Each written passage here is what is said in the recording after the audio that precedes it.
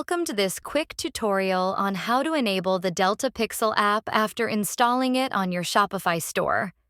Step 1. Open the Delta Pixel app.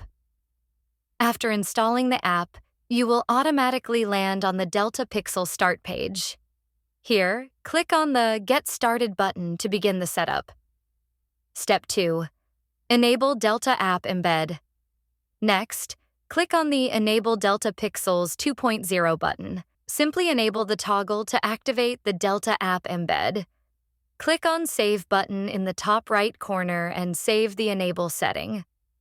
Once it's enabled, head back to the dashboard.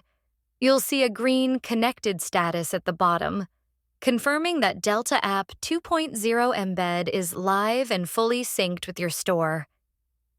If you need help with next steps, Delta Pixel also offers detailed video tutorials right inside the app. Just click the Watch Video button at the top of the dashboard to view guides on how to set up Google Pixel using Delta Pixel 2.0, how to integrate Facebook Pixel using Delta Pixel 2.0, how to connect your TikTok Pixel in Shopify with Delta Pixel 2.0. Thanks for watching.